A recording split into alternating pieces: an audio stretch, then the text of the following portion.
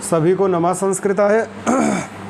आइए हम उत्तर रामचरितम का जो तृतीय अंक पढ़ रहे हैं उसमें जितना हम पढ़ चुके हैं उससे आगे प्रारंभ करेंगे।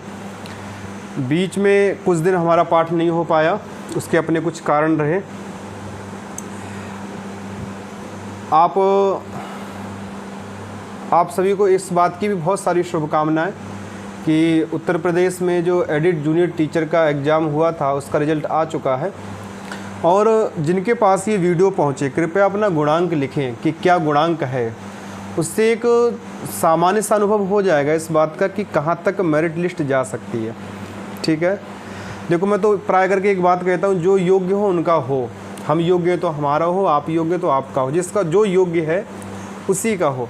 ठीक है, जो योग्य नहीं है उनकी कोई बात नहीं, वो अपनी योग्यता को बढ़ाएं और आगे परीक्षाओं में अपना स्थान प्राप्त करें। चलिए आगे ज़्यादा बात ना करके हम सीधे पाठ को प्रारंभ करते हैं। तो आपको पता होगा कि हमने 27 श्लोक तक पढ़ लिया था और उससे पहले का जितना गद्य था वो भी हम पढ़ चुके हैं। ठीक है, और इधर वासंती और राम की बात चल रही है आपस में, उधर सीता और तमसा वहाँ पर खड़ी हुई हैं। तो देखिए आगे पढ़ते हैं क्या है। देखो देखो वासंती ने पीछे इस बात को कहा था कि अयि कठोर यशः किल ते प्रियम किम यशो ननु घोर मतः परम, कि जिसे तुम यश समझते हो, जिसे तुम शांति समझते हो कि शायद मेरा यश होगा कि मैंने लोगों की प्रजा के अनुरंजन के लिए अपनी पत्नी को, वो भी गर्भिणी पत्नी को जंगल में छोड़ दिया, इससे मेरा यश है। तो वासंती कहती है किम अयशो ननु घोर मतः परम, बोले इससे कोई भयंकर अपयश थोड़ी हो सकता है क्या, तुम बताओ। तो उसी के बारे में बात चल रही है। और उसने एक बात कही थी कि ये बताओ कि जंगल में जाने के बाद सीता के साथ क्या हुआ, इसको भी बताओ। ठीक है, तो राम उस बात का उत्तर भी देंगे, श्लोक भी हैं बहुत सारे। चलिए आगे पढ़ते हैं। राम कहते हैं रामाह सखी किमत्र मंतव्यम। राम कहते हैं हे सखी, किम मतलब क्या, अत्र मतलब इस विषय में, मंतव्य मतलब विचार करना। ठीक है, मानने योग्य। बोले किमत्र मंतव्यम, यहाँ पर मानने योग्य ऐसा क्या है जो आप ये कह रही थी कि आपने कभी ये माना या कभी ये सोचा या कभी जाना कि क्या हुआ था। तो कहते हैं कि इसमें, तो राम ने कहा कि सखी किम अत्र, यहाँ पर क्या मंतव्यम, क्या विचार करने योग्य है ही क्या बात। देखो मंतव्यम में मन धातु से तब्यत प्रत्यय हुआ और रूप बनेगा मंतव्यम। ये कहते हैं यहाँ पर विचार करने वाली बात ऐसी क्या है जिसके विषय में मैं इस पर विचार कर सकूं। ठीक है, अपनी बात रखते हैं श्लोक के माध्यम से। वसंत तिलका में श्लोक है, त्रस्तैकहायन कुरंग विलोल दृष्टेस् तस्याः परिस्फुरित गर्भ भरालसायः ज्योत्स्नामयीव मृदुबाल मृणाल कल्पा क्रव्याद विरंगलतिका नियतम विलोप्ता। बोले त्रस्तैकहायन कुरंग विलोल दृष्टे, त्रस्तैकहायन कुरंग विलोल दृष्टे है। देखो त्रस्त का अर्थ होता है डरा हुआ, त्रस्त। ठीक है, त्रस्त धातु से एक ता प्रत्यय हो जाएगा, त्रस्ता अर्थात डरा हुआ। क्या है, बोले डरा हुआ एक हायन, एक मतलब एक, हायन कहते हैं वर्ष। त्रस्त एक हायन, डरा हुआ एक वर्ष का। कौन, बोले कुरंग, कुरंग कहते हैं हिरण को, डरे हुए एक वर्ष के हिरण। ठीक है, जैसे कोई एक वर्ष का हिरण हो और एक वर्ष का हिरण जिस प्रकार से डरता है, ऐसी करते डरते हुए एक वर्ष के हिरण। ये अर्थ हो गया त्रस्त एक हायन कुरंग। ठीक है, फिर आगे का विलोल दृष्टे, विलोल दृष्टे है। देखो विलोल का अर्थ होता है चंचल। ठीक है, और दृष्टे मतलब नेत्र। ठीक है, चंचल नेत्र। तो कहते कि कुरंग त्रस्त एक हायन कुरंग विलोल दृष्टि। भाई 1 वर्ष का डरे हुए 1 वर्ष के मृग के जो विलोल दृष्टि है, अर्थात उसकी जो चंचल दृष्टि है, ठीक है, उसकी जो चंचल दृष्टि है, जैसे कोई 1 वर्ष का जो मृग होता है और बहेलिया उसके जब पीछे पड़ता है और अपने आप को बचाता हुआ वह जंगलों के बीच से निकलता हुआ वो जो डरा हुआ रहता है, उस समय उसकी जो दृष्टि होती है कि पता नहीं मेरी कैसी दृष्टि होगी, मैं इसमें क्या बोलता हूँ, उससे बच पाऊँगा नहीं बच पाऊँगा। तो इसलिए कहा कि त्रस्त लोल दृष्टे है, अर्थात लोल जो चंचल है, दृष्टि मतलब दृष्टि, ठीक है। अब आप इसी में इव कर लीजिए कि त्रस्त एक हायन कुरंग लोल दृष्टे इव दृष्टि यस्या, किसी प्रकार से दृष्टि के समान उस 1 वर्ष के जो मृग है उसके चंचल दृष्टि के समान जिसकी दृष्टि है, ठीक है। तो श्री राम इस बात को कहते हैं कि जब सीता को वन में छोड़ा गया था तो उनकी भी हालत ऐसी रही होगी कि उनकी भी चंचल जो है वो दृष्टि रही होगी, जैसे 1 वर्ष का मृग डरा हुआ चंचल दृष्टि वाला होता है, उसी के सदृश चंचल नेत्र वाली सीता रही होगी, ठीक है। षष्ठी का रूप है दृष्टे है, और अंत में जो दृष्टे है वो आपका जुड़ जाएगा अंग लतिका के साथ। ये सारा का सारा जो दृष्टे है, तस्या है, अलसाया है, और ये सारा का सारा जुड़ेगा अंग के साथ, ठीक है। तो तस्य दृष्टि मतलब ऐसी सीता, जितने षष्ठी के रूप हैं वो सब तस्या के विशेषण बनेंगे जाके, और तस्या यहाँ पर जो आया है वो सीता के लिए आया, ठीक है। तो त्रस्त एक हायन, तो दृष्टि अर्थात दृष्टि अर्थात नेत्र, इसी प्रकार से सीता के भी ऐसे ही नेत्र चंचल रहे होंगे। देखो राम ने तो दोबारा जाके नहीं देखा, राम ने तो नहीं दिखवाया लक्ष्मण से, राम ने तो किसी को नहीं भेजा, लेकिन राम इस बात की कल्पना कर रहे हैं कि जैसे 1 वर्ष का जो मृग है वो डरा हुआ होता है और डरे हुए मृग की जो दृष्टि होती है वो चंचल होती है, उसके जो नेत्र है वो चंचल होते हैं, इसी प्रकार से सीता भी 1 वर्ष के मृग के समान डरी हुई है और उसके भी नेत्र जरूर चंचल रहे होंगे। ऐसे चंचल नेत्र वाली का या के, ठीक है, ये षष्ठी का अर्थ आ गया। अगली पंक्ति देखिए, देखो त्रस्त प्लस एक हायन में यहाँ पर वृद्धि रेची लग जाएगी, त्रस्तई का हायन हो जाएगा, और कुरंग कहते हैं मृग को, लोल कहते हैं चंचल, दृष्टि मतलब दृष्टि, ठीक। अब अगला देखिए आगे, बोले तस्याह परे स्फुरित गर्भ भराल साया, तस्याह परे स्फुरित गर्भ भराल साया, तस्या मतलब उसकी, तस्याह उसकी, कौन, सीता, बोले तस्याह परे स्फुरित गर्भ भराल साया, बोले परिस्फुरित चासौ गर्भाचा। देखो परिस्फुरित का, स्फुरित का अर्थ होता है स्फुरण, संचलन में है, कंपन अर्थ में है, तो परितः स्फुरिता अर्थात अच्छी प्रकार से चारों ओर से कंपित, ठीक है, क्योंकि गर्भ पूर्ण हो चुका है, तो पूर्ण हो चुका है तो गर्भ अंदर से चंचल है, ठीक है। तो परिस्फुरित गर्भ, गर्भ कैसा है, बोले परिस्फुरित गर्भ, परिस्फुरित मतलब प्रकंपित है, कंपित है, और गर्भा मतलब गर्भ, ठीक है। दोनों में आपको समास करना पड़ेगा कर्मधारय, परिस्फुरितश्चासौ गर्भश्च परिस्फुरित गर्भ, ठीक है। चंचल जो गर्भ है, प्रकंपित जो गर्भ है, प्रकंपित कर लीजिए चंचल के स्थान पर, प्रकंपित ठीक रहेगा, अर्थात जो हिलता डुलता जो गर्भ है, ठीक है। ऐसे प्रकंपित गर्भ से बोले परिस्फुरित गर्भ, यहाँ पर कर्मधारय कर लेंगे, परिस्फुरितश्चासु गर्भश्च परिस्फुरित गर्भ, और तस्य भर, ठीक है।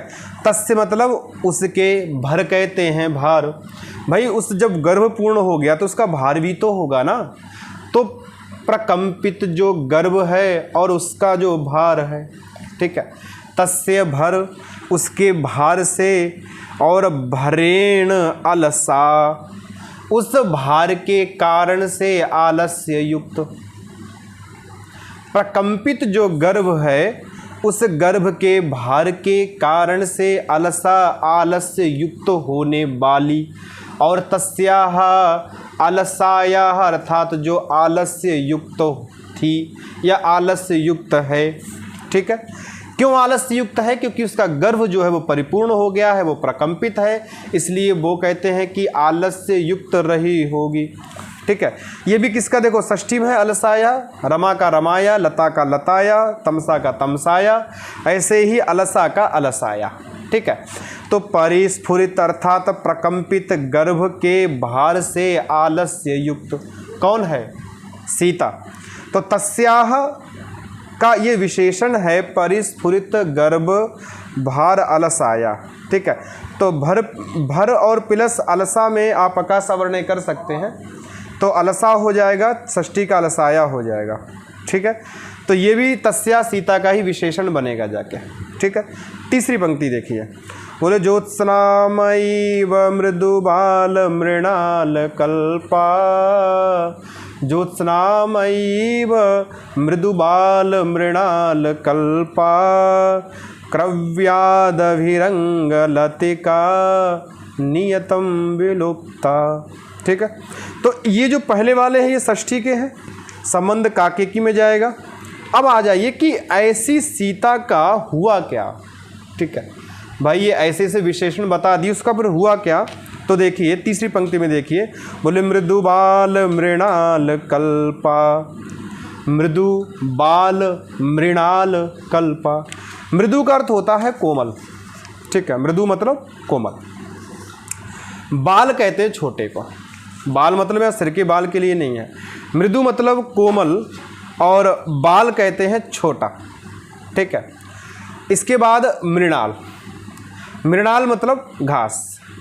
ठीक है, मृणाल घास जो है, तो इसको आप जब समास करेंगे तो ऐसा कर लीजिए, पहले वालम चा तद मृणालम चा, वही वाल है और वही जो है वो मृणाल है। ठीक है, वालम चा तद मृणालम चा, वही वाल है और वही क्या है? मृणाल है। ठीक है, तो वही वाल है और वही मृणाल है, कर्मधारय कर लेंगे भाई, वही छोटा है और वही मृणाल है, कर्मधारय हो गया। तो वालम च तद मृणालं च, बाल मृणाल कर्मधारय कर लिया, और मृदु च तद वाल मृणालम च, वही मृदु है कोमल है और वही छोटा मृणाल है, फिर कर्मधारय कर लेंगे। ठीक है, तो मृदु बाल मृणाल। ठीक है, और मृदु बाल मृणाल में कल्प प्रत्यय कर देंगे, ईषद समाप्तौ कल्प कल्पब देशे देशी यरा, कि जब थोड़ी समाप्ति हो। ठीक है, तो ततः ईषद असमाप्ता, वो मृणाल जो है वो ईषद असमाप्ता अर्थात अभी अभी थोड़ा थोड़ा बड़ा हुआ है। ठीक है, तो ऐसा कहा गया, बोले मृदु बाल मृणाल, मृदु बाल मृणाल कल्पा। ठीक, बोले कोमल छोटे मृणाल के कल्पा उसकी तरह, उसकी सदृश। ठीक है, उसके सदृश्य, और उसके सदृश्य क्या है? तो उसके सदृश्य बोले मृदु बाल मृणाल कल्पा अंग लतिका। देखो अंग लतिका में प्रथमा एक है और मृदु बाल मृणाल कल्पा में भी प्रथमा एक है, तो आप दोनों जगह क्या करेंगे? विशेषण विशेष से जोड़ेंगे। बोले मृदु बाल मृणाल कल्पा अंग लतिका। ठीक है, बोले अंग लतिका अर्थात लता के तुल्य जो अंग है अर्थात शरीर है। अंग लतिका अर्थात अंग कैसा? बोले लतिका, लता के समान है। जिस प्रकार से लता कोमल होती है, लता दर्शनीय होती है, उसी प्रकार से सीता कोमल है और सीता जो है वो दर्शनीय है। तो कहा कि अंग लतिका, जो अंग लतिका है, ठीक है, सीता का जो कोमल शरीर है अंग लतिका है, जो कि क्या वो लता के तुल्य कैसा है? बोले दुर्बल है, एक लता के तुल्य दर्शनीय है। लता जिस प्रकार से होती उस प्रकार से उनका जो शरीर है वो कैसा? मृदु माल मृणाल कल्पा, वह छोटे कोमल छोटे मृणाल के सदृश है। ठीक है, ऐसा जो अंग लतिका है। और कैसी है? बोले ज्योत्स्नामयी व, ज्योत्स्नामयी इव। ठीक है, ज्योत्स्ना कहते हैं चांदनी को, और मयट प्रत्यय कर दिया। देखो ज्योति अस्य अस्ति या अस्याम अस्ति थी, ज्योत्स्ना ज्योत्स्ना हो जाएगा। ज्योत्स्ना तमिश्रादि निपातित है, ठीक है। तो ज्योत्सना कहते हैं चंद्रिका कौमुदी ज्योत्सना, ऐसा अमरकोश में कहा गया है कि भाई चांदनी जो है, जो कौमुदी है उसे ज्योत्सना कहते हैं। तो ज्योत्सनामयीव अर्थात ज्योत्सनामयी, बिल्कुल ऐसा लगता है जैसे चांदनी युक्त हो, जैसे चांदनी के द्वारा ही निर्मित हो। उसे भगवान ने चांदनी इस कौमुदी के द्वारा बनाया। जैसे कौमुदी बिल्कुल सफ़ेद होती है, दर्शनीय होती है, ऐसी ज्योत्सनामयीव अंगलतिका, ऐसी चंद्रिका के द्वारा निर्मित जो लता के सदृश शरीर है। ठीक है, ये भी किसका विशेषण बनेगा कि अंगलतिका का। अंगलतिका कैसे है, बोले ज्योत्सनामयीव अंगलतिका, ज्योत्सनामयीव है, ज्योत्सना के समान है। ठीक है, और मृदु वाल मृणाल कल्पा अंगलतिका। ठीक, और इव दिया है, ज्योत्सना के समान है। तो ज्योत्सना के समान जो अंगलतिका है गुरु, मृदु बाल मृणाल कल्पा जो अंगलतिका है, बोले क्रव्यादिभि ही नियतम विलुप्ता, ऐसी अंगलतिका नियतम मतलब निश्चित रूप से, विलुप्ता मतलब समाप्त कर दी गई होगी या खा ली गई होगी। किसके द्वारा, बोले क्रव्यादिभि ही। क्रव्यम अतिथि क्रव्याद, अर्थात क्रव्य कहते हैं मांस को, अति मतलब खाने वाले, जो मांस खाने वाले हिंसक पशु हैं, बोले ऐसे हिंसक पशुओं के द्वारा नियतम विलुप्ता, ऐसी जो अंग लतिका है, ऐसा जो अंग लता के सदृश सीता का जो शरीर दुर्बल शरीर है, वो कैसा हुआ होगा, बोले हिंसक जंतुओं के द्वारा नियतम निश्चित रूप से विलुप्ता नष्ट कर दिया होगा। वी पूर्वक लुप धातुकता प्रत्यय है, विलुप्ता। तो ज्योत्सना शरीर कहते हैं कि शरीर किसके समान है, तो अंगलतिका है। ठीक है, लता के समान है। ठीक है, किसके द्वारा निर्मित है, तो ज्योत्सना के द्वारा निर्मित है। ठीक है, और किसका शरीर है, सीता का शरीर है। परिस्फुरित गर्भ भार लसाया कौन है, सीता है। त्रस्तई का हायन कुरंग विलोल दृष्टि कौन है, सीता है। ठीक है, बोले ऐसे सीता का शरीर किसके द्वारा खा लिया गया होगा, बोले क्रव्याद भी। ठीक, अर्थात हिंसक जंतुओं के द्वारा खा लिया गया होगा। तो यहाँ पर जो है आप ये ज्योत्सनामयी प्लस इव है, आकाशवर्ण हो जाएगा। ठीक है, और तो कुछ इसमें विलुप्ता में भी पूर्वक लुप धातु से क्ता प्रत्यय है, विलुप्ता हो जाएगा। अंग लतिका जो है, तो अंग लता है, उसमें हरस्वे अल्पे अर्थ में अनुकंपार्थ में कन प्रत्यय कर दिया है, बीच में आ को ई कर दिया है प्रत्यस्थात कात, तो आपका अंग लतिका हो जाएगा। और तस्या और अलसाया ये सब षष्ठी इसी के विशेषण है। ठीक है, तो इसमें वसंत तिलका छंद है, लुप्त उपमा अलंकार है।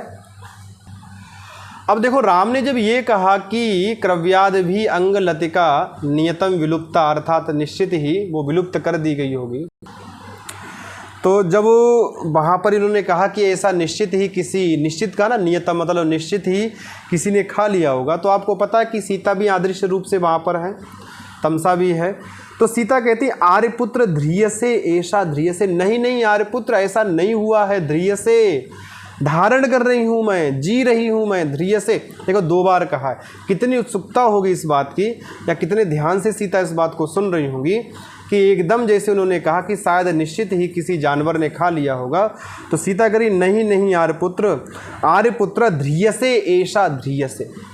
ठीक है, अर्थात मैं धारण, एक मिनट, ध्रिय से नहीं है, इसमें ध्रिय होना चाहिए, इधर ध्रिय से लिखा है, ध्रिय होना चाहिए। बोले ध्रिय ऐसा ध्रिय, अर्थात मैं धारण कर रही हूँ। ठीक है, तो क्या धारण कर रही हूँ, जीवन को। बोले ऐसा मतलब यह कौन, सीता।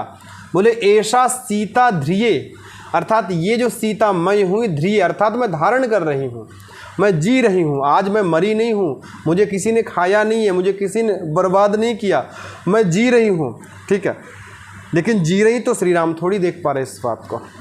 ठीक, राम कह रहे हैं हा प्रिय जानकी, संबोधन है कि हे प्रिय जानकी, क्वा असी, कहाँ हो। ठीक है, क्वा असी मतलब कहाँ हो, तो क्वा प्लस असी क्वासी, आकाशवर्ण दीर्घा। तो हे प्रिय जानकी क्वासी, हे प्रिय जानकी तुम कहाँ हो। ठीक है, इतने दिन हो गए आज तक मिले नहीं, कहाँ हो तुम। सीता कह रही, बोले हा धिक। ठीक है, अन्य इव आर्यपुत्र प्रमुक्त कंठ प्रारुदितो भवति। ठीक है। बोले आर्यपुत्राः अन्या इव, जो आर्यपुत्र हैं अर्थात श्री राम हैं, अन्य इव, अन्य मतलब दूसरे व्यक्ति, ठीक है, राम आर्यपुत्र के अलावा। तो आर्यपुत्राः अन्य इव, जो आर्यपुत्र हैं वो अन्य इव अर्थात दूसरे की तरह ही, ठीक है, दूसरे के समान। अब दूसरा कौन है? देखो अन्य, राम तो जो है वो राजा है, ठीक है, राम प्रजापालक है, तो प्रजापालक व्यक्ति अन्य इव अर्थात सामान्य व्यक्ति के समान क्या कर रहा? बोले प्रमुक्त कंठा, प्रमुक्तः कंठा यस्य स प्रमुक्त कंठा, अर्थात मुक्त कंठ होके, कोई शर्म नहीं है कि तमसा क्या, वासंती क्या कहेगी, कोई शर्म नहीं है, कोई इस बात की चिंता नहीं कि कौन क्या कहेगा, बिल्कुल मुक्त कंठा अर्थात मुक्तः कंठा यस्य, बहुब्री समास करेंगे, मुक्त हो गया है कंठ जिसका, ठीक है, तो मुक्त कंठा अर्थात बिल्कुल मुक्त कंठ वाले आर्यपुत्र। देखो मुक्त कंठा विशेषण है आर्यपुत्रा का। आर्यपुत्र कैसे हैं? बोले मुक्त कंठ, प्रमुक्त कंठा अर्थात प्रकर्षेण मुक्तः कंठो यस्य, प्रकर्ष रूप से प्रमुक्त हो गया है कंठ जिसका। ऐसे कंठ से प्रारुदितः भवति अर्थात रो रहे हैं, ठीक है, प्रारुदिता भवति अर्थात रोना प्रारंभ कर दिया है, आदि कर्मणिकथा कर्तरी च, तो प्रारुदिता भवति रोना प्रारंभ कर दिया है, इतना बात कह के, ठीक है। तमसा कह रही है क्योंकि तमसा भी ये बात है। अच्छा, तमसा भी इस बात से बड़ी खिन्न है कि श्री राम ने सीता को बिना बात ही निकाला। वासंती भी खिन्न है, सब खिन्न है, ठीक है, सब खिन्न है। तो तमसा इस बात को कह रही है कि वत्से सांप्रतिकम एव एतत्, बोले एतत् सांप्रतिकम एव, एतत् मतलब ये है, ये जो विलाप है, ये जो उनका रोना धोना है, बोले सांप्रतिकम एव, ठीक है, सांप्रतिक, सांप्रतिक अर्थ होता संप्रति, संप्रति भवा सांप्रतिक अर्थात बिल्कुल सही समय पे है, एवं मतलब ही एतत्, ये जो रोदन है, ये जो विलाप है, ये जो प्रमुक्त कंठ होके रोना है, बोले सांप्रतिक, सांप्रतिकम एव अर्थात बिल्कुल संप्रति है, बिल्कुल उचित समय पे है, उनका रोना ठीक है। क्यों? तो तमसा एक बड़ी अच्छी बात कहती, बोले कर्तव्यानि खलु दुखितैर दुख निर्धारणानि, ठीक है, ये तमसा की पंक्ति है, अंडरलाइन कर लीजिए, बड़ी काम की है, पूछ भी ली जाती प्राय करके, तमसा और मुरला और वासंती इन्हीं सब की पंक्तियाँ पूछी जाएंगी। तो कहते कर्तव्यानि करने चाहिए, ठीक है, क्री धातु से तव्यत प्रत्यय कर देंगे, कर्तव्यानि करने चाहिए। क्या करने चाहिए? बोले दुख निर्धारणानि कर्तव्यानि, ठीक है, दुखानाम निर्धारणम, दुख निर्धारणम, ठीक है, तानि दुख निर्धारणानि, बोले दुखों का निर्धारण, निर्धारण मतलब निश्चय, दुख निर्धारणानि कर्तव्यानि अर्थात दुखों का निश्चय करना चाहिए, ठीक है। देखो दुख निर्धारणानि प्रथमा का बहुवचन है और कर्तव्यानि जो है आपका वो भी क्या हो जाएगा? प्रथमा का बहुवचन है। तो दुख निर्धारणानि कर्तव्यानि, दुखों का निर्धारण जो है वो करना चाहिए, ठीक है। अब किसे करना चाहिए? बोले दुखित ही, ठीक है, दुखियों को। और फिर एक शब्द का खलु अर्थात निश्चय रूप से, बोले निश्चय रूप से दुखित ही अर्थात दुखियों को दुख निर्धारणानि कर्तव्यानि, दुखों का निर्धारण करना चाहिए, ठीक है।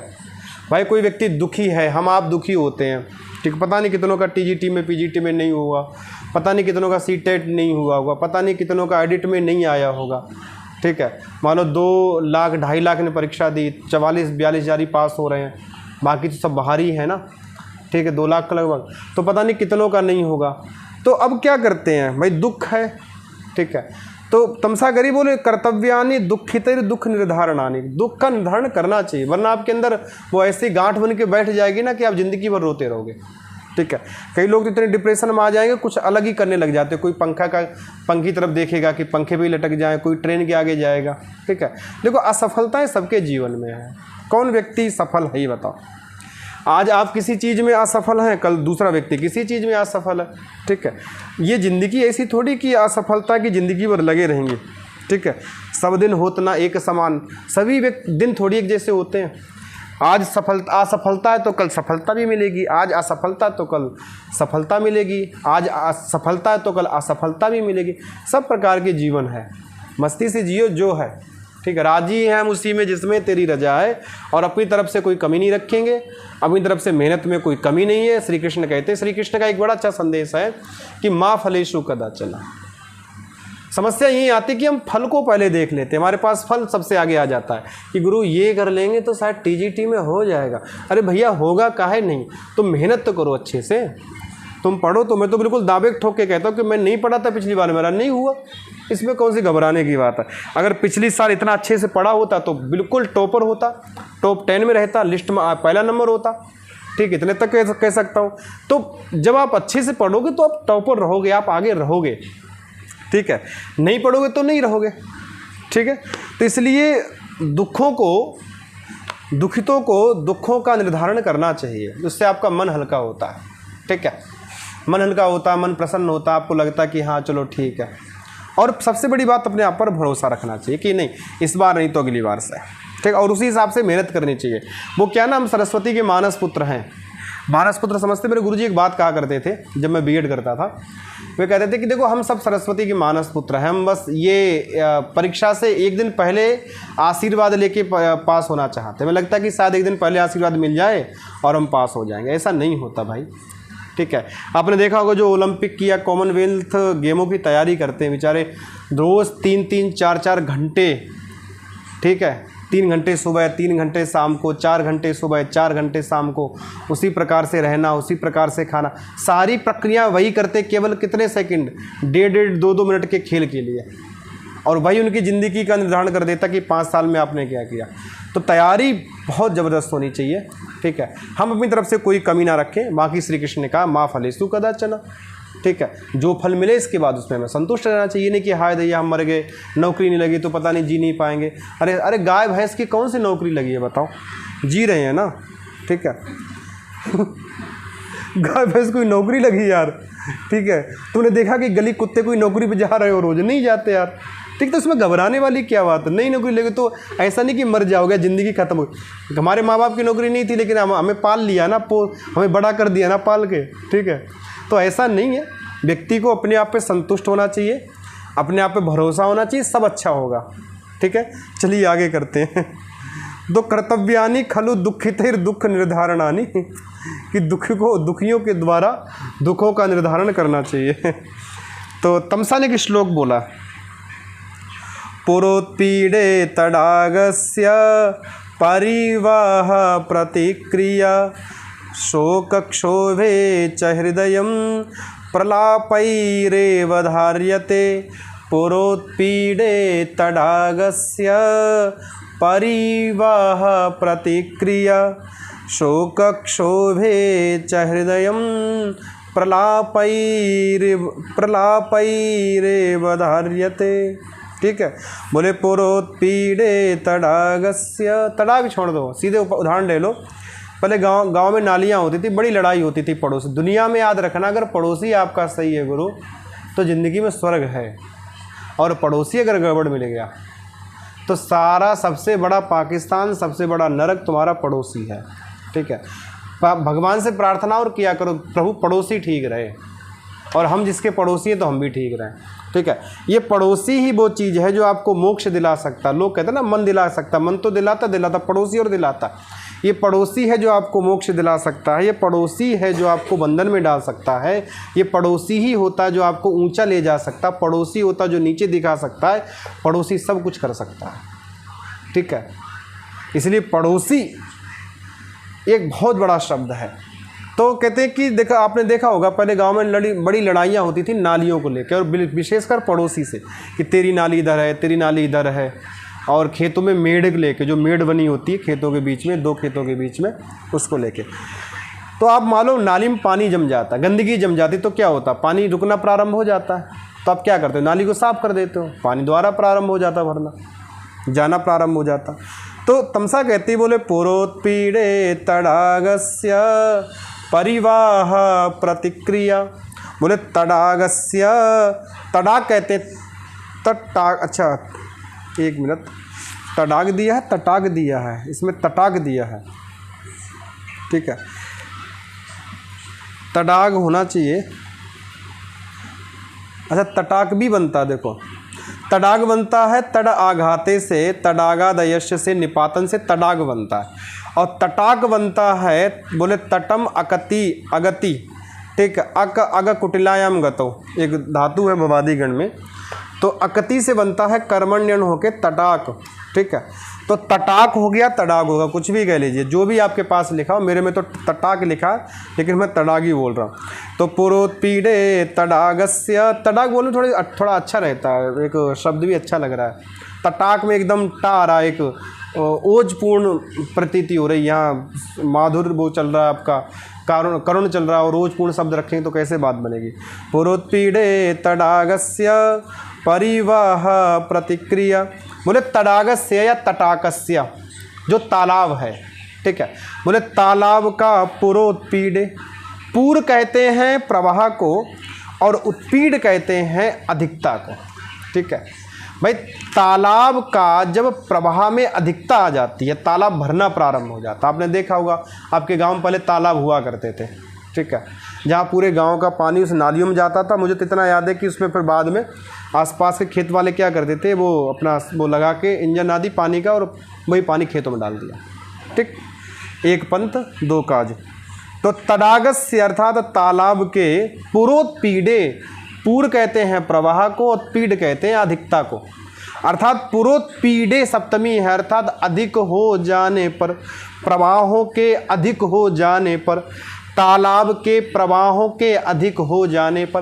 भाई तालाब में पानी भरता जा रहा है, भरता जा रहा है। वही तालाब गांव का जब बारिश होती थी तो सारी नालियों के घरों का पानी गुरु जाता था, तो वो वापस नालियों में भेज देता, बोले भाई ये तुम्हारा वाला है, अपना ले जाओ वापस, ठीक है। भाई गलियों में पानी दिखता था, किसी घर में दिख रहा है, किसी की कच्ची दीवार गिर रही है, किसी की भैंस मर रही है, किसी को सांप काट गया, ये फिर आता था, ठीक है। तो पुरोत्पीडे तडागस्य, बोले तटाकस्य या तडागस्य पुरोत्पीडे, तालाब के पूर्व मतलब प्रवाह के, और पीड मतलब आधिक्य होने पर क्या करते हो आप, भाई नाली साफ कर देते हो।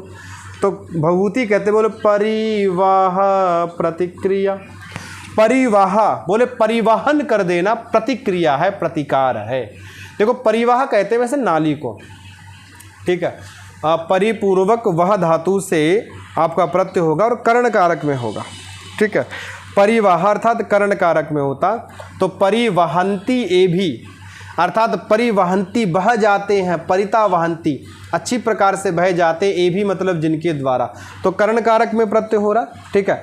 तो वह धातु से हलस्य सूत्र से घय हो जाएगा और रूप बन जाएगा परिवाह। परिवाह कहते हैं मार्ग निकलने का, जो नाली है या मार्ग निकलने की तालाब के साइड में जो भी है उसको परिवाह कहते हैं। कहते परिवाह प्रतिक्रिया, प्रतिक्रिया क्या है, बोले परिवाह कैसी प्रतिक्रिया, बोले पुरोत्पीडे तडागस्य और परिवाह प्रतिक्रिया। तडागस्य तालाब के पुरोत्पीड हो जाने पर, भर जाने पर, बोले परिवाह नालियों को खोल देना, या यूं कहो तालाब के पानी को बाहर निकाल देना, प्रतिक्रिया, ये इसका प्रतिकार है। भरे हुए तालाब का ये प्रतिकार है। बोले उसी प्रकार से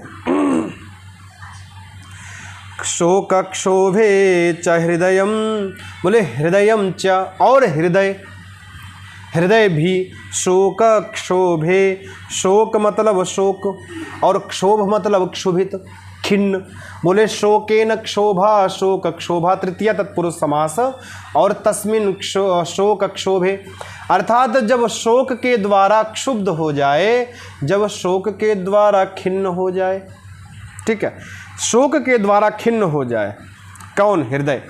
बोले च हृदयम चा, उसी प्रकार से हृदय जो है, शोक क्षोभे, जब शोक के द्वारा खिन्न हो जाए या शोक के द्वारा दुखित हो जाए, शोक के द्वारा बिल्कुल व्याकुल हो जाए, ठीक है। तो शोक से क्षुभित होने पर सप्तमी है, शोक से खिन्न होने पर, किसके खिन्न होने पर, हृदय के, ठीक है।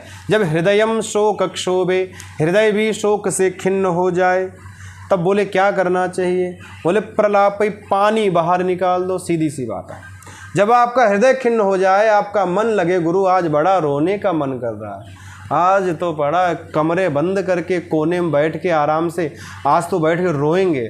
तो बिल्कुल प्रभु कमरा बंद कर लेना, पंखे की आवाज़ तेज कर लेना, मोबाइल चला लेना, खूब चिल्ला चिल्ला के रोना, क्योंकि भगवती ने कहा है, बोले शोक क्षोभे च हृदयम, और हृदय के शोक क्षुब्ध होने पर प्रलापैरे बधार्यते, प्रलापों के द्वारा, विलापों के द्वारा, एव मतलब ही, और भगवती कह रही है निश्चित है, प्रलापैरे बधार्यते, अर्थात प्रलापों के द्वारा, धार्यते मतलब धारण किया जाता है।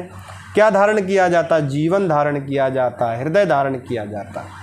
ठीक है, भभूति करे बोले प्रलापैरे वधार्यते, प्रलापों के द्वारा ही धारण किया जाता है। इसमें कोई संशय नहीं है कि नहीं गुरु हम नहीं रोएंगे और हमारा मन बड़ा खिन्न है, हम तो नहीं रोएंगे, ऐसा नहीं है। तमसा कहते हैं कि प्रलापैरे वधार्यते, प्रलापों के द्वारा ही व्यक्ति के मन को धारण किया जाता है, व्यक्ति के हृदय को धारण किया जाता है। अगर मन जो है वो शोक क्षुभित हो जाए तो। अब कोई कहेगा जी नहीं रोना अच्छी बात नहीं है, कोई बात नहीं, आपका मन है तो मत रोना, जरूरी थोड़ी कि हर आदमी को हर बात समझ में आ जाए। ठीक है, लेकिन प्राय करके रोते हैं, कोई अपने अकेले में बैठ के रोता है और कोई अपने दोस्तों के सामने बैठ के रोता, रोते सब है। ठीक, तो प्रलापैरे वधार्यते। ठीक है, तो परिवाह प्रतिक्रिया होती है तड़ाक की, अगर तालाब भर जाए तो परिवाह प्रतिक्रिया है, लेकिन इसी प्रकार से अगर हृदय खिन्न हो जाए, हृदय भी भर जाए, तो हृदय के भी प्रवाह को खोल देना चाहिए, आंसुओं के प्रवाह को खोल देना चाहिए। खूब चिल्ला के बढ़िया रो, पड़ोसी को पता लगे कि आदमी रो रहा है। ठीक है, प्रलापैरे वधार्यते, प्रलापों के द्वारा धारण किया जाता है। ठीक, प्रलापई एव, प्रलापई तृतीया है, शोक क्षोभे सप्तमी है, पुरोत्पीड़े में क्या हुआ? पूर्व प्लस उत्पीड़, आदगुणा लग गया, अर्थात गुण संधि का उदाहरण है। प्रतिक्रिया तड़ाका से षष्ठी है, धार्यते जो है ध्री धातु का यक हो गया धार्यते। ठीक है, दृष्टांत अलंकार, देखो दृष्टांत दिया गया आपको, तो दृष्टांत अलंकार है कि कैसे धारण किया जाता है, तड़ाक के समान धारण किया जाता है, और अनुष्टुप छंद है, दृष्टांत अलंकार है। ठीक है, और तमसा कह रही है, मेरे में एक पंक्ति दी है, नाम नहीं लिखा लेकिन तमसा की है, बोले विशेषतो रामभद्रस्य बहु प्रकार कष्टो जीवलोका, विशेषता और विशेष रूप से रामभद्रस्य, रामभद्र के लिए तो जीवलोका बहु प्रकार कष्टा। भाई विशेष करके रामभद्र के लिए जो जीवलोक है, ये जो संसार है, बोले बहु प्रकार कष्टा, ये बहुत प्रकार से कष्ट वाला है। ठीक है, अच्छा ये पक्की बात है, पता दुनिया की अगर सुनते रहोगे गुरु तो जी नहीं पाओगे, ये पक्की बात है।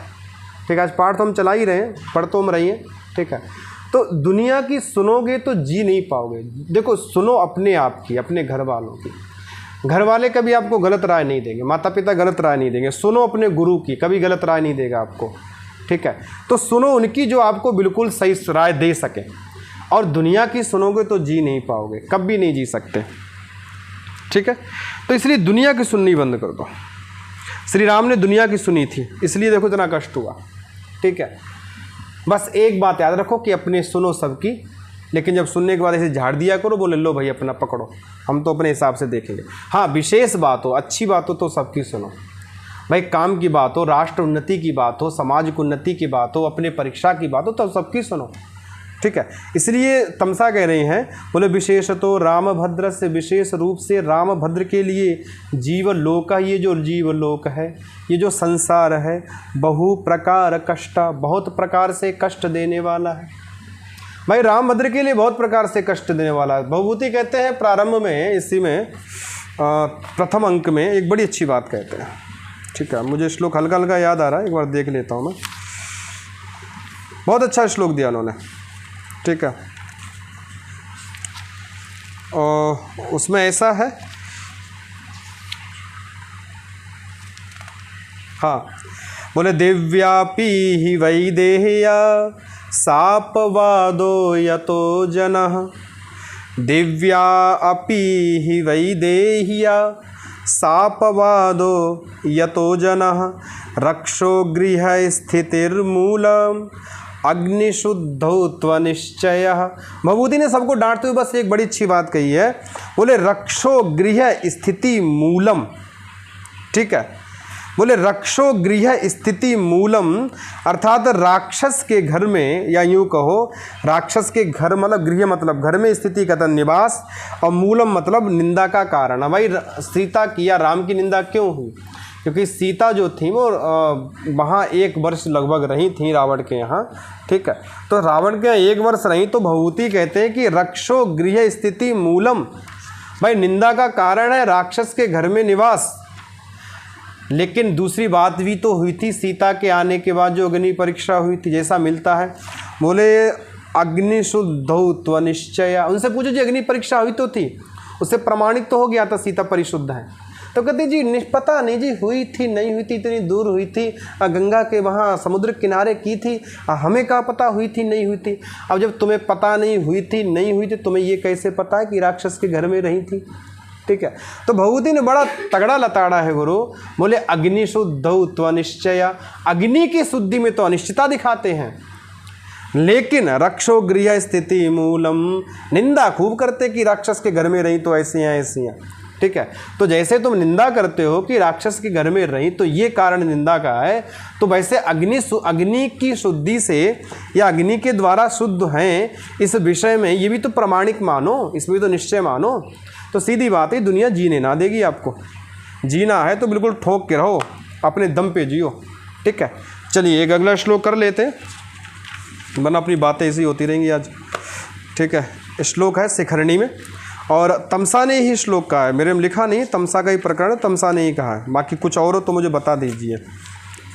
हाँ, तमसा ने ही कहा। देखिए, बोले इदं विश्वं पाल्यं विधिवदभयुक्तेन मनसा, इदं विश्वं पाल्यं विधिवदभयुक्तेन मनसा, प्रिया शोको जीवं कुसुममेव घर्मो ग्लपयते, स्वयं कृत्वा त्यागं विलपन विनोदोऽप्यसुलभस्तदद्यापुच्छ्वासो भवति ननु लाभो हि रुदितं। बोले भवति ननु लाभो हि रुदितं। भवति मतलब हो जाता है, भवति होता है। बोले भवति ननु इसलिए, रुदितम रोने में लाभ ही, बोले रोने में लाभ ही है। ठीक है। तमसा करी रोने में लाभ ही है गुरु। कैसे? तो एक एक पंक्ति देख लेते। बोले इदं विश्वं पाल्यं विधिवदभियुक्तेन मनसा। बोले अभियुक्तेन मनसा, अभियुक्त कहते हैं सावधान, बिल्कुल सावधानी पूर्वक, और अभियुक्तेन तृतीया है और मनसा का विशेषण है। बोले अभियुक्तेन मनसा, अभियुक्तेन अर्थात सावधानेन, मनसा अर्थात मन के द्वारा। भाई मनः मनसी मनांसी, और तृतीया बनेगा मनसा। ठीक है। कहते अभियुक्तेन मनसा, सावधान पूर्वक मन के द्वारा। मन भी कैसा बड़ा सावधान युक्त है। ठीक है। बोले सावधानेन मनसा, सावधान मन से। बोले इदम विश्वम विधिवत पाल्यम।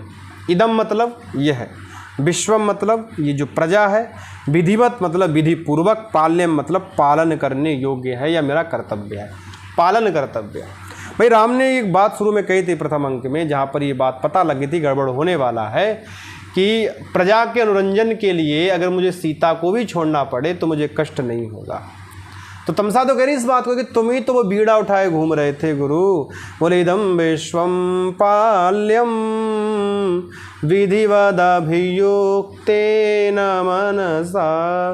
बोले अभियुक्तेन मनसा, सावधान मन से, बिल्कुल सावधान पूर्वक, सावधानी पूर्वक, मनसा मन के द्वारा। बोले इदम विश्वम विधिवत पाल्यम। इदम मतलब यह है, विश्व मतलब संसार, विधिवत मतलब बिल्कुल अच्छे से, नीति नियम से, बिल्कुल अच्छी प्रकार से। पाल्यम मतलब पालने योग्य है या पालन करना कर्तव्य है। ठीक है। इस संसार को पालन करना कर्तव्य है। आगे देखिए, बोले प्रिया शोको जेवम कुसुममेव घर्मो ग्लपयति। घर्मः जो धूप है, ठीक है, शरद की जो धूप है, भाई शरद की धूप भले देखने में अच्छी लगे लेकिन काला कर देती है आदमी को, ठीक है, पत्ते गिरा देती है हर वृक्ष के। कहते हैं कि घर्मः अर्थात जो धूप है, बोले कुसुमम अर्थात फूल को, ग्लपयति अर्थात मलिन कर देती है, ग्लानि युक्त कर देती है, ख़त्म कर देती है। घर्मा मतलब धूप, कुसुमम मतलब फूल को, और ग्लपयति मतलब ख़त्म कर देती है, ग्लानि कर देती है, ठीक है। बोले कुसुम घर्मा कुसुमम ग्लपयति, जो घर्म है, जो धूप है, वो फूल को क्या कर देती है, ख़त्म कर देती है। बोले कुसुमम इव। इसी प्रकार से भाई राम को किस चीज़ ने ख़त्म कर दिया? राम को ख़त्म कर दिया प्रिया के शोक ने, सीता के शोक ने। भाई वनवास के बाद जो शोक उत्पन्न हुआ उसने राम को ख़त्म कर दिया। वो प्रिया का शोक ही क्या है? धूप है। राम क्या है? कुसुम है। और उस शोक ने राम को ख़त्म कर दिया। इसलिए कहा, बोले इव अर्थात उसी की तरह। बोले प्रिया शोको जीवम, प्रिया शोको जीवम, प्रिया का जो शोक है, सीता के जाने का, सीता के वन में छोड़ने का जो शोक है, ठीक है, प्रिया का जो शोक है, बोले जीवम, जीवन को, ग्लपयति कुसुममिव, जीवन को ख़त्म कर दे रहा है फूल के समान, ठीक है। तो प्रिया शोका, प्रिया का जो शोक है वो जीवन को ख़त्म कर दे रहा है, जैसे घर्म जो है फूल को ख़त्म कर देता है, ठीक। दूसरी वाली पंक्ति भी स्पष्ट है, ठीक है। तो धूप जो है किसे ख़त्म कर देती है? भाई कुसुम को ख़त्म कर देती है। इसी प्रकार से राम के जीवन को कौन ख़त्म कर रहा है? प्रिया का शोक ख़त्म कर रहा है, ठीक है। आगे देखिए, बोले स्वयं कृत्वा त्यागम। भाई राम ने जो त्याग किया, किसी ने कहा था तुम त्याग कर दो? नहीं कहा था। ऐसा नहीं कोई पास आया कि नहीं तुम तो छोड़ दो, गुरु तुम्हारे लायक अब है नहीं, ऐसा नहीं कहा था, ठीक है। बोले स्वयं कृत्वा त्यागम, स्वयं मतलब अपने आप, त्यागम कृत्वा अपने आप त्याग करके। बोले विलपन विनोदोप्य असुलभा, बोले विलपन अर्थात ये जो विलाप है, ठीक है, विलपन विनोद, विलाप के द्वारा जो विनोद हो रहा है। भाई स्वयं तो त्याग किया, अब स्वयं ही विलाप कर रहे हो आप, ठीक है। बोले विलपन विनोदो अर्थात विलाप के द्वारा जो विनोद है। बोले अपि भी असुलभा, वो भी सुलभ नहीं है। आप स्वयं ही छोड़ा और स्वयं रोना चिल्लाना शुरू कर दो, हाय दैया मर गए, हम तो छोड़ा है, गुरु काहे छोड़ा है, तो ठीक है। तो इस प्रकार से और 12 वर्ष तक रोना, व्यक्ति एक दिन रोए, 1 महीना रोए, 2 महीना रोए, 1 साल रोए, अगले साल में फिर अगली नहीं ले आएगा। बोले विलपन विनोदोप्य सुलभा, विलपन विनोद, ठीक है, जो विलपन विनोद है, चिल्लाने से जो विनोद है, वो भी असुलभा, बोले वो भी सुलभ नहीं है। ऐसा भी सुलभ नहीं है, व्यक्ति को पछतावा होता ही नहीं ज़िंदगी में। आप कितने बड़े बड़े काम कर जाते हैं, लोग कभी ज़िंदगी में नहीं पछताते हैं, ठीक है। लेकिन यहाँ पछतावा है, या यूँ कहो बिल्कुल प्रजा के मनोरंजन के लिए ऐसा किया गया, कुछ भी मान लीजिए। बोले स्वयं कृत्वा त्यागम विलपन विनोदोप्य सुलभा, विलपन विनोद भी असुलभ है। बोले तदद्यापुच्छ्वासो भवति ननु लाभो हि रुदितम, बोले तद अद्यापि उच्छ्वासो भवति, और सबसे बड़ी बात है तद, इस तो अद्यापि आज भी, बोले उच्छ्वासो भवति प्राण धारण हो रहा है। उच्छ्वास मतलब सांस लेना, ठीक है। तो आज भी देखो सांस ले रहे हैं, इतना सब कुछ होने के बाद बोले आज भी प्राण धारण हो रहा है। इसीलिए बोले ननु, इसलिए रुदितम रोना भी लाभ ही लाभकारी ही है। इसलिए रुदितम रोना भी कहते हैं लाभकारी ही है, ठीक है। तमसा कह रही इसलिए रोना भी लाभकारी है, क्योंकि राम रो रहे हैं तो इनका रोना भी लाभकारी है। तो देखो तद अद्य प्लस अपि, अद्य प्लस अपि क्या हो जाएगा? अद्यापि, और अद्यापि प्लस उच्छ्वासा, एक और नची लग जाएगा, अद्याप उच्छ्वासा। भवति ननु लाभो ही रुदितम। ही मतलब निश्चय रूप से रुदितम रोना लाभकारी है। गुरु अब कोई अगर रोए तो कह देना कि रोना लाभकारी है। ठीक है। विलपन विनोदो अपि, ठीक है, यहाँ पर भी संधि है आपकी। और प्रिया शोको जीवम कुसुमम इव घर्मो ग्लपयति, ठीक है। तो ये सब शिखरणी में है। उपमा अलंकार देखिए दिया है यहाँ पर, कुसुमम इव, ठीक है। परिणाम अलंकार है, उपमा भी है, परिणाम भी है, दोनों अलंकार हैं। तो हमारे 30 तक हो गए और इसको हम आज यहीं रखते हैं। इसके बाद आगे कल देखेंगे, कल हम कितना कर पाएंगे। जितना हो जाएगा वो क्या आ जाएगा, पूरा ही होगा। अगर कुछ बीमार नहीं होते तो शायद पूरा हो गया होता, कोई बात नहीं। ये जरा शोक सब लगे रहते हैं, ठीक है। नीति एक उसमें नीति शतक में तो नहीं है, एक श्लोक मिलता है भर्तृहरि के शायद है, आयुर्वर्ष शतम नृणाम परिमितम, ठीक है। बोले आदमी ये सोचता है कि अरे यार 100 वर्ष जीना है, क्या करेंगे, जी लेंगे, ठीक है। तो भर्तृहरि कहते हैं चिंतन करो, 100 वर्ष जियोगे क्या पक्का, ठीक है। उसमें भी आप देखो, बोले मानते कि चलो आदमी की आयु 100 वर्ष है, मान लीजिए। वैसे आजकल कोई बोलता नहीं 100 वर्ष तक, ठीक है। 60-70 में ही डोकर से लगने लग जाते हैं, सुनना बंद हो जाता, दिखना बंद हो जाता। तो कहते कि आयुर्वर्ष शतम नृणाम परिमितम, मानते, मुझे पूरा श्लोक याद नहीं आ रहा कि 100 वर्ष आयु है। आप उसमें देखिए कि उसमें भी आयु जो है वो रात दिन में कन्वर्ट कर लो, तो रात में तो कुछ होता नहीं है, ठीक है। तो रात को तो ख़राब हो गया। मान लो अगर 100 वर्ष की आयु है तो आपके 40 वर्ष तो रात में जाएंगे ना, लेकिन रातें भी छोटी बड़ी होती हैं। अब बचे आपके पास 40 वर्ष, 60 वर्ष मान लो जो काम करने लायक है। बोले उसमें भी क्या होता है, बालक होता है, वृद्धत्व होता है। आदमी बालक जब तक रहता है 10-12 साल तक तब भी कुछ नहीं समझता है, और बूढ़ा होता है तब भी लोग बच्चे बताते देखो ये फला के या फला का आदमी है, ये फला का बेटा है, ठीक है। तो उसमें भी कुछ नहीं बताते। तो 10 उधर के 10 इधर के, कितना बचा आपके पास, ठीक है। कितना रह गया, 40 रह गया। 40 में भी कहते हैं कि जरा, उसमें भी क्या बोलते हैं आपका रोग, कभी ये मर गया, कभी वो मर गया, कभी इसके यहाँ जाना, कभी उसके यहाँ जाना, कभी ये परीक्षा, कभी वो परीक्षा। बोला ऐसा करते करते भी आप कितना कर पाओगे, ठीक है। तो ये घर संभालना, माँ बाप को संभालना, इसे संभालना। बोले आदमी के पास बिल्कुल 1 घंटा भी नहीं निकलता है जो ये कहे हाँ गुरु मेरे पास 1 घंटा है, ठीक है। तो इसलिए जो काम है बढ़िया से करो, बहुत दिन ऊपर मत टालो, ठीक है। तो ये जरा, ये बुढ़ापा, ये रोग शोक सब लगे रहते हैं। चलिए अब इसको लगातार हम करेंगे पाठ को, सभी के लिए। नमः संस्कृताय।